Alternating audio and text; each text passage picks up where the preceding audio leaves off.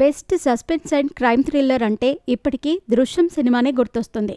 అలాంటి మరో అత్తిరిపోయే థ్రిల్లర్ మూవీతో మోహన్ లాల్ తాజాగా ప్రేక్షకులను పలకరించారు. తుడరుం అనే టైటిల్తో రూపొందిన ఈ మలయాళ యాక్షన్ క్రైమ్ థ్రిల్లర్ ఏప్రిల్ 25న థియేటర్లలోకి వచ్చింది. తెలుగులో కూడా ఈ మూవీ ఇదే టైటిల్తో తెరపైకి వచ్చింది. తరుణ్ మూర్తి దర్శకత్వం వహించిన ఈ సినిమాలో మోహన్ లాల్, శోభన ప్రధాన పాత్రలో నటించారు.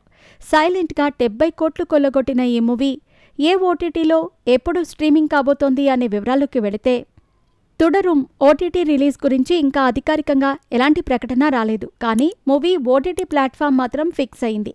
ఇప్పటికే మోహన్ లాల్ నటించిన ఎల్2 ఎంపురాన్ సినిమా హక్కులను సొంతం చేసుకున్న జియో హాట్స్టార్లోనే తుడరుం కూడా స్ట్రీమింగ్ కానుంది.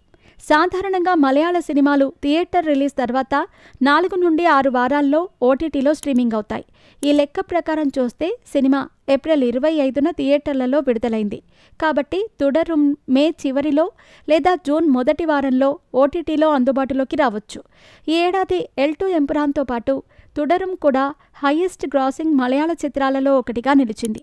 ఈ మూవీ ఓటీటీలో మలయాళం, తెలుగు, తమిళం, కన్నడ, హిందీ భాషల్లో స్ట్రీమింగ్ కానుంది. ఇక కథలోకి వెళితే గనక, తుడరుం ఒక ఫీల్ గుడ్ ఫ్యామిలీ డ్రామాగా మొదలై క్రమంగా నెయిల్ బైటింగ్ ఎమోషనల్ థ్రిల్లర్గా మారే కథ. ఈ మూవీ స్టోరీ మొత్తం కేరళలోని పతనింతిట్ట జిల్లాలోని రన్ని అనే గ్రామంలో నడుస్తుంది. షణ్ముఖాన్ని బెంజ్ అని పిలుస్తారు. ఆయన ఒక టాక్సీ డ్రైవర్. తన భార్య లలిత అంటే శోభన, 2 పిల్లలతో హాయిగా జీవిస్తాడు. అతనికి తన పాత black vintage Ambassador Mark 1 car అంటే అమితమైన ఇష్టం. ఒకరోజు అతని కొడుకు పవి తన స్నేహితులను ఇంటికి తీసుకొస్తాడు. స్నేహితుల్లో ఒకరైన కిరణ్తో కలిసి పవి తండ్రి అనుమతి లేకుండా అంబాసిడర్ కారును రైడ్కి తీసుకెళ్తాడు. షణ్ముఖం ఓ షాప్లో ఉండగా తన కారు వెళుతూ ఉండటం చూసి స్నేహితుడి స్కూటర్తో వెంబడిస్తాడు. అంతలోనే కారు గోడకు ఢీకొని కొంత డ్యామేజ్ అవుతుంది. దీంతో షణ్ముఖం కోపంగా పవిని కొడతాడు. తర్వాత పవి కాలేజ్ హాస్టల్కి వెళ్ళిపోతాడు.